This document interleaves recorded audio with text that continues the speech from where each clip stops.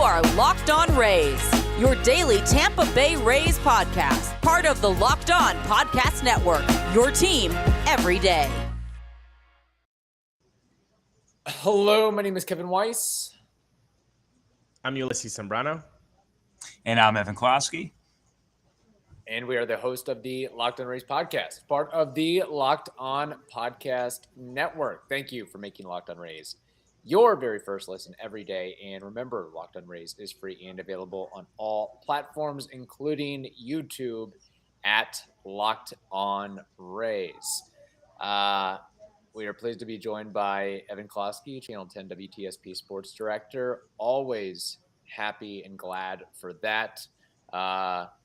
Unfortunately, not much to be happy about if you're a Rays fan right now, as what we expected to be a critical series. Rays are laying an egg in this 5-gamer versus the Toronto Blue Jays, losing 3 of 4, and then I think they've got a mid-afternoon game tomorrow or whenever. They do 307. Game 5. Yeah, 307, game 5.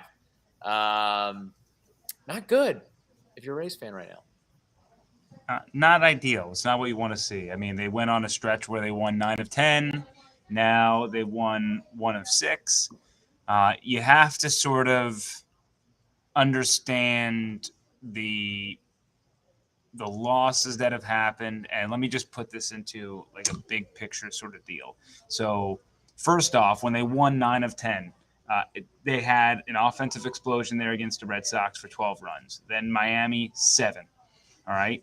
Let's talk about these wins and losses, and let's talk about the amount of runs that they scored. 2, 9, 2, 1, 4, 8, 1, 4, and then we got into the losing streak, which is 3, 4, 2, 4, 2, 1. So they're pretty much who they are. The only difference being is that the pitching is kind of going in and out. I mean, they just pretty much threw away a weekend in the Bronx, just totally said F it, and could not play any worse. Very appreciative for all the college football and NFL fans out there. They didn't have to watch a lick of Rays baseball over the weekend. And then they get to Toronto. They should have won game 1. Jason Adam gives up a rare home run to the hottest hitter in baseball, Bo Bichette. At this point, I rather face Aaron Judge than Bo Bichette. That's where we are right now with that. Shout out Lakewood High School in St. Pete. Then they hold on for the 4-2 victory in the first half of the doubleheader, which also was tight, and Pete Fairbanks got the job done on Bo Bichette.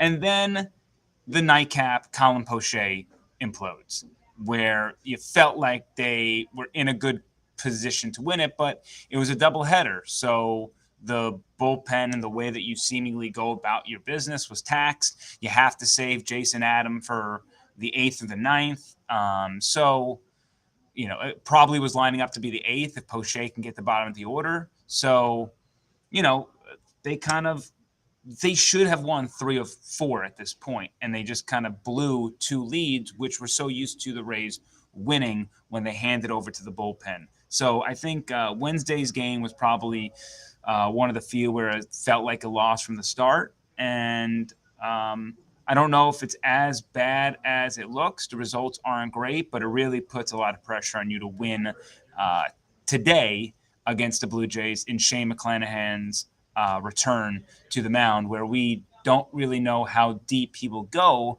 I am sure it is not going to be very deep. Yeah. You mentioned that the pitching has kind of gone down, and that's one name that hasn't been in these last 10, 15 games is Shane McClanahan. So every 5 days that you were giving the ball to a top 3 pitcher in all of the American League, you haven't had at least 3 starts of his. So, that's one of the factors of it going down. I got to tell you, though, I agree with you that was a good pitch Bo Bichette got out of Jason Adam, but I don't understand the bullpen management on game 2 of that doubleheader by Kevin Cash. I know some people were really okay with it, but that's a righty heavy lineup, and he went lefty, lefty, lefty. And so my question is, were all the righties sick? Well, They who did you weren't want? because Who did you want in that scenario? well, that's the thing. So in that inning, when Colin Pache was warming up, Jason Adam was right next to him. So when I'm thinking you got to keep the lead in the 7th to have an opportunity to win in the 8th or the 9th, Kevin Cash and company, they're also thinking the same thing, or else Jason Adam wouldn't be warming up, right? So he was an option to go at that same spot, or else he wouldn't have been warming up. So my question is, why do that when the only lefties in that Jace lineup are the weakest? Biggio and Tapia, who then you have righties that can come in and pinch hit like Jansen and Espinal. So it was an odd move, really, to just go lefty, lefty, lefty. This is not only on Poche, but the whole bullpen management throughout that game too. But how do you get the win in the 9th inning? Like, how do you bridge that? So let's say in your scenario, let's bring in Jason Adam. He pitches. Then you got to bring Jason Adam back out there for the next inning to face what would have been, yes or no? I guess 2, 3, 4. So you wanted you wanted the guy Herget to throw his first major league. I think Herget was used beautifully in that position. Like, no pressure. Like, here you go, have your MLB experience. But all I'm saying is, why all those lefties though? Like, why weren't any more? Where's JT Chagua? Yeah, I mean, if I remember correctly, Chagua was heavily used up until that point. I'm sure that he was going to be. He hadn't pitched in Toronto though. Toronto, so I think that's 2 days rest. Yeah, I forget, man. He logged a lot of innings in New York, so I have to go back. I saw it. That. He pitched the last time he pitched was an inning and a third. So I understand that, but he had at least 2 days rest. So my question is, and that's fine. Not some righties. My thought would have been he should never have pitched to George Springer. It would have been at that point a 3-2 game, and then you bring in somebody to face Springer, try to get that out, and keep it a 1-run game with a couple more times through the lineup. And ultimately, he pushed his luck. But he needed Adam and I would assume Chagua to make it to the end of the game. And Herget was the oh shit option. Part of my French, but it was. And so with 8 games in 7 days, there's a lot of big picture stuff you got to think about too, and trying not to push guys, because let's say you try to push Poche out of that inning and get to your next guy or get to tomorrow, and you're in a position where you can win, and then all of a sudden you just burn through Jason Adam and maybe Chagua was going to be the guy today because you had a doubleheader. There's a lot of – it's complicated with the doubleheader, and it's complicated that they don't have an off day this week. I understand that. And right now we've talked about that last week, like the stretch of games that they have with no off days definitely makes the bullpen management a little bit more difficult. But I'm of the opinion, and again, everybody has their own, so that's nice. But all I'm saying is, you don't get to game 7 unless you're in game 6. So that whole attitude, like, I'm going to save Zach Britton for tomorrow. Yeah. Well, maybe Zach Britton doesn't even pitch. If you don't get that reference, go ask somebody who's a Buck Showalter fan and an Orioles fan, and they will know exactly what I'm talking about. Like, you have to win right now. You have to keep the lead in the 7th to get to the 9th. You can't just stash everybody out here, and then you might end up holding the L at the end of the day. Twitter poll: who's right? Who's more right, Evan Closky or Ulises Sambrano? We'll have to put that up.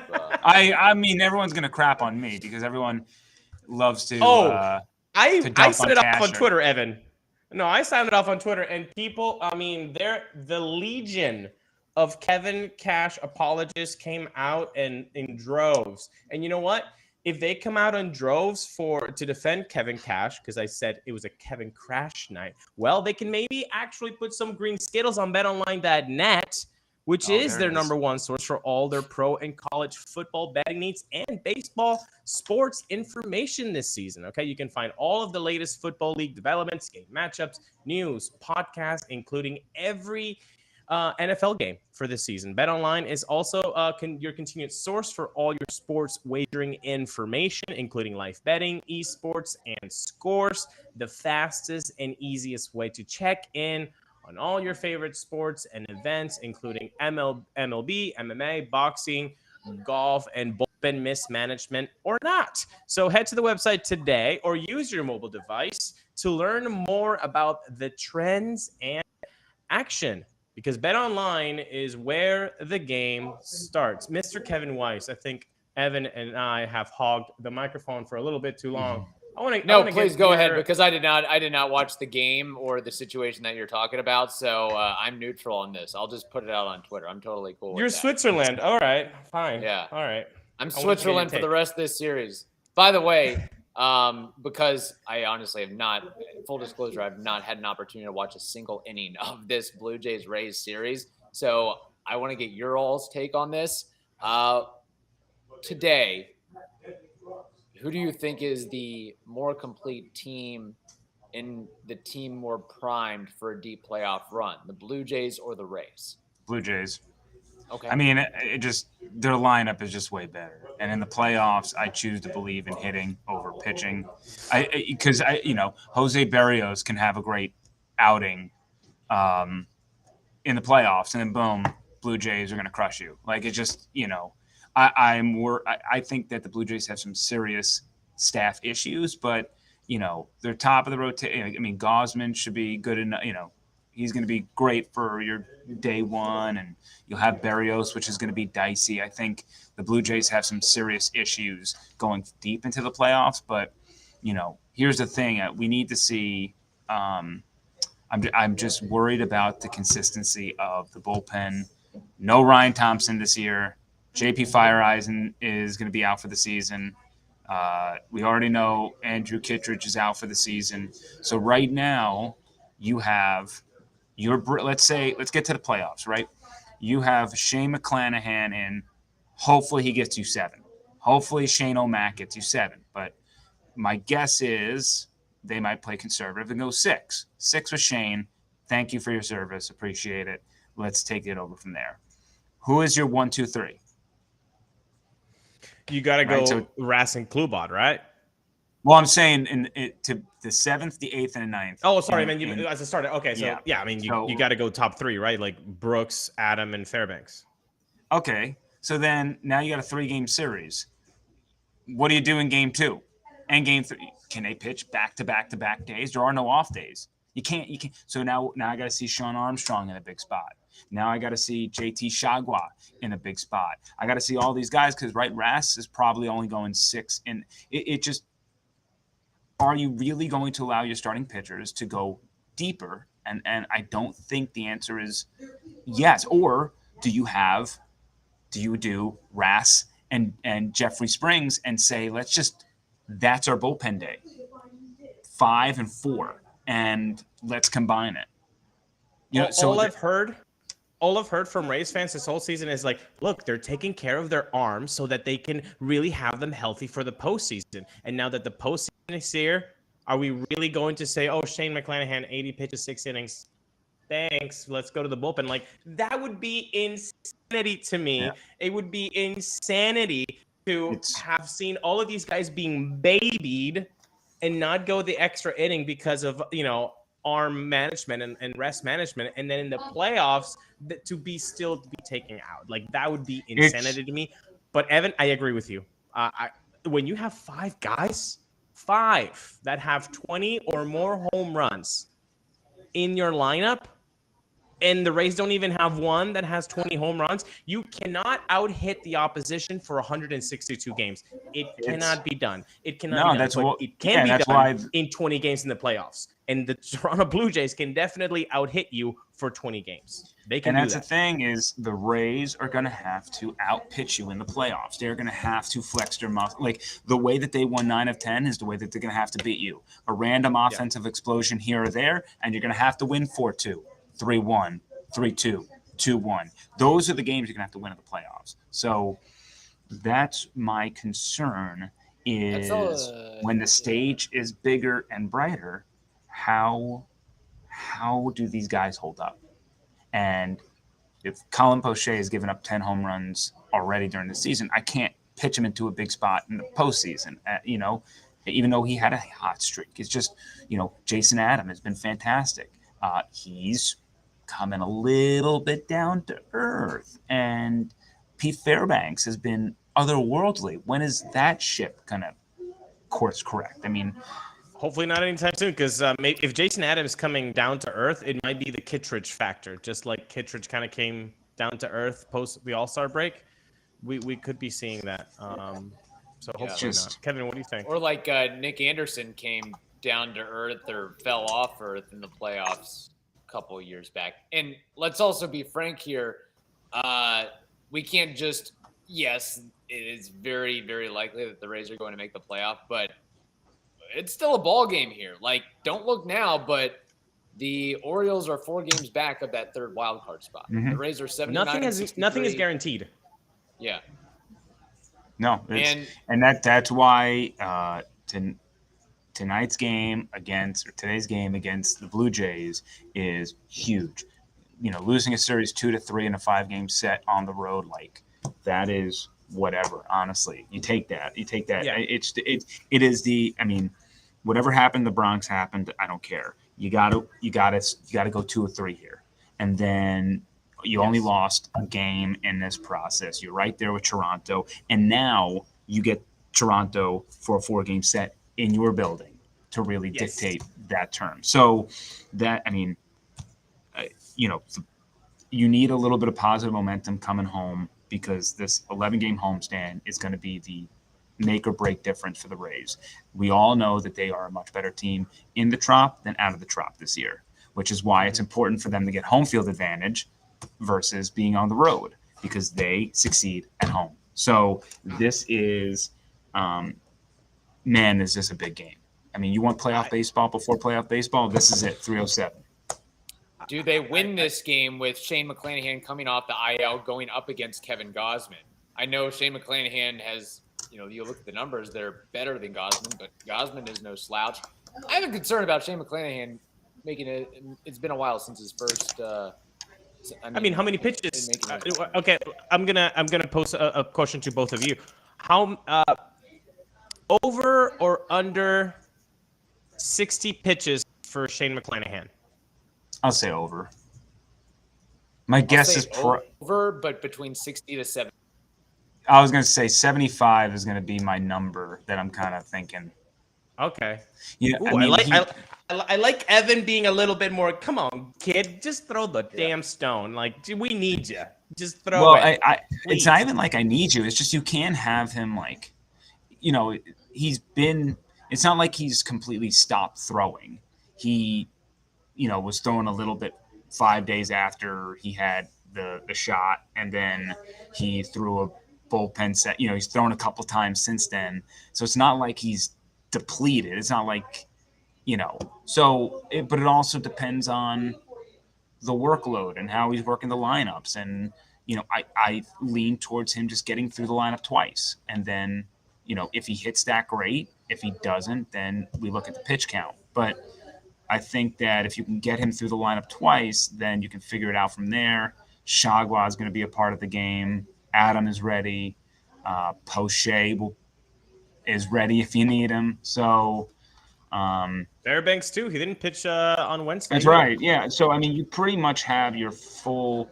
I will say that entering this matchup, you pretty much have your full stable, because Fleming kind of did the job that you needed last night to get you out of this crap situation. And yeah, I mean, Fleming pitched 4 innings, so, good on him. You bring an interesting point, the Rays being better at home than on the away. We've received a couple mailbags on this. We talked about it this week, and then today a couple more listeners brought this question: is it better for the Rays to get that lead home field advantage spot in the top wildcard spot, or is it better to just get the third wild card in, and then you can actually face the easier road towards the World Series, because then you would face the AL Central Division winner, the Cleveland Indians, maybe, or the Cleveland Guardians, excuse me. Yeah. And then you Come go on, through man. the Yankees, which is a team that instead of either Toronto or the Mariners, and then you have to go to Houston. Like, is it not maybe better for the Rays to just squeeze in through the playoffs? So, I mean, at this point, we pretty much assume that the Guardians, unless they fall off, are going to win the division, right? I mean, it would take a monumental collapse. I wouldn't say monumental. They're only up 4 games on the White Sox, but it would take a pretty big collapse by the Guardians. Just like I think it would take a pretty big collapse by the Rays. But the Rays have a really tough schedule that at least gives you the thought that it can happen for sure. But the Guardians, 36-30 at home. They've actually been pretty even on home and away. I think that, their plus run differentials 32. I tend to believe that they're kind of a Rays clone. You're not really scared of them a lot, but they do a lot of things that the Rays do. You play a 3-game set on the road. Look, Cleveland's going to be rocking. All right, you want to go up to Toronto, it's going to be rocking. You want to go to Seattle in that environment? You kidding me? That might be the worst one. That might be the worst enemy territory. No matter what, it's you got to try to get that home field. Yeah. I mean, first off, if the Mariners, by the way, do make the playoffs and have to travel to Trop Kent Field, which I think it's more likely the Mariners are going to be the home team at the wild card, expect a lot of Mariners fans inside that field. It is going. They haven't made the playoffs since Moses parted the Red Sea. That's what I've heard. Anyway. Ichiro was a rookie of the year that last year that they were in the playoffs. It's ridiculous. And here's the other thing to consider. Yes, the Rays, they're not a good road team, and what maybe compounds that, or what could compound that in the playoffs, say you do. Let's assume they're facing the Cleveland Guardians in October. Cleveland, Ohio in October. That weather in that environment, I don't think that's conducive to the Rays. But it'll be early October. I mean, I don't think it's like we're getting to the bad stuff yet, to be honest. Yeah, but I mean, early October in Ohio is like, what, 40? It's probably going to be 50, 60, but there's wind. Cleveland, you get a lot of the water waving in on you. So you get a lot of the wind waving off the water. You guys have been in the north more than I have. 50 is cold. Is cold. I'm just saying, I get that, but just remember, like, the whole Jabba fly game in Cleveland, that was playoffs, right? It was hot. Fair. And we're talking the beginning of the playoffs. So that's why I'm like, I don't know if it's that big of a deal, but in early October, plus we have seasonal shifts here. So it's like not, it's colder later in the year. It's getting, it stays colder a little bit longer, it stays hotter a little bit longer. So whatever. Look, you can go to Tampa Bay and look at some weather reports, listen to Natalie Ferrari. That's not what we're trying to do here. I think that I don't know if they're going to be able to pull off winning at home, but I'm just saying that making it to the playoffs and then heading on the road, I think the writing might be on the wall. Now, I could be wrong, but I'm just judging off of, what is their road record? They're 32-39 on the road. They're 47-24 at home. I believe only the Yankees. The Yankees and the Astros, the only two teams that have a better home record than the Rays. Yeah, in fact, they need to get it. Toronto and Seattle have great road records for what it's worth, I should mention. Baltimore actually has a better road record than the Rays. I've asked this question consistently. I'm going to ask it again. The Rays have 20 regular season games remaining. They are 79-63, so they need to win 11 of those 20 games to get to the 90 number. Do they do it? Yes or no?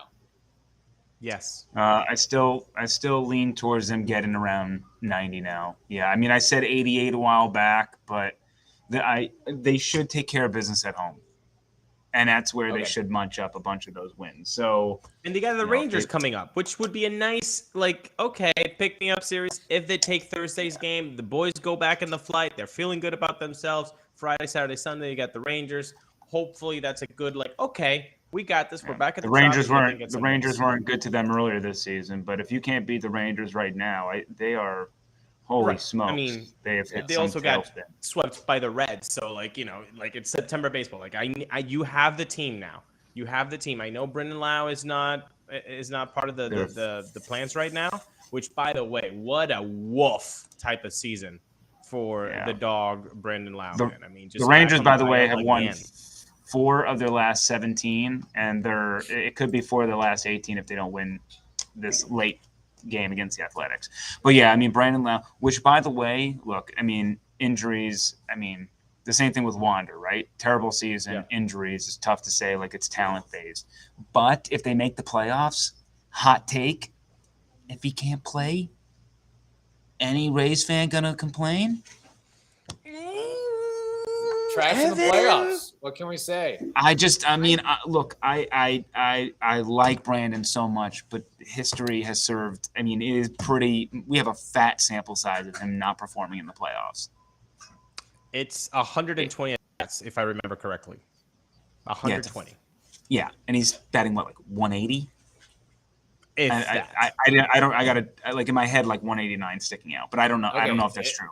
If that's what he's batting in the playoffs, Brandon Lau, imagine what Taylor Walls would bat in the playoffs.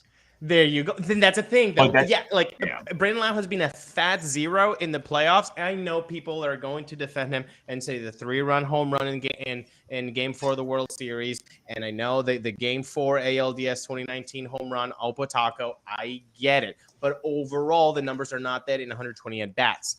But then again, you put Brandon Lau in a lineup that kind of gives the opposition a name to highlight. If you take Brandon Lau out, who are you going to replace him that the opposition is going to be oh man? Taylor Walsh is not doing that at all. Oh no. So I said his batting average was 189. It's 115. Do you have any advanced metrics on that, like OPS plus or anything like that? He is 13 for 113. He has 5, and out of his 13 hits, 5 of them are homers. He has 47 strikeouts in those 113 at-bats. Not to be a Brandon Lau apologist, but I know he did get he would hit into the shift, and that would lead to some outs. So maybe with the rules changes that. Well, the fact is the rules haven't changed this year. So the rules haven't changed this year, but. I mean, we can look forward to that Brandon Lau in the playoffs in 2023, but 2022, he's still going to get those outs. I don't know. It's tough because he adds something to the lineup, even if he's going 0 for 18 like he went last year in the playoffs because of the effect that he has in the lineup. But, man, also 0 for 18 is not a lot of production. No. Yeah, I mean, we'll get into the playoff stuff. I just say that there's going to be a huge ripping of the hair sort of scenario where you want Jonathan Aranda in your lineup, but seriously, watching him play defense hurts my soul. It does. I love him. I love him. Rough. You know I love Aranda, but it is worse than I thought. Yeah. You have to hide him. It's like a 20-30 grade glove. That's what the scouting report says. And, wait, so do we all agree? Hold up, Kevin. Kevin and Evan, we're all in agreement that you have to get the top wildcard seat then? You have to go for home field advantage here? You certainly – first off, you have to make the playoffs. Yeah. But I mean, I would say that it would behoove them to be the home team. Yes, I agree with that. And also on, let's not put the cart before the horse. You got to make it to the dance first off. But I will say this. I might have jinxed the Rays by saying in a text message, group text message to you all that the Rays would win the World Series. If they make the playoffs, they will win the World Series, whether they're the number 3 wild card, the 4 wild card, or 4 wild card, 5 wild card, 6 wild card seed, whatever. They get in the dance, they're winning the whole thing. So you can bet on the books. That's a wrap, folks. Yes. Evan, I Time think out. Your text message quote. Rays are going to win the World Series. Mark it down. There was no if they make the playoffs. You mushed the heck out of this. I got receipts. Evan bro. has got the receipts, baby. Evan has got the receipts, and no, not showing that screen, Evan. I mean, we talk it real there. So what is that? An Android? Or is that an see iPhone? This is a 7S, baby. Oh, That's an original. That's guy. a glorified. Like that's a glorified paperweight, as far as I'm concerned. Pretty much. On that note, Evan, I know you got a broadcast to do. Where can people find your work? Yeah, hit me up on Twitter at Closky WTSP. Find us on 10tampabay.com. Buccaneers start the season 1-0. They're heading to New Orleans this week. We got the Blitz on Sundays at 8:30 in the morning. 10-minute show, nice and condensed for you. And the Lightning gear up soon here. So, hit us up, chat. Love to hear from you. Very good. Thank you for making the Locked On Rays podcast your very first listen every day. Now make your second listen, the Locked On MLB Prospects podcast. That is also free and available on all platforms. Hope you all have a wonderful day. Stay safe, and we'll talk to you on Friday.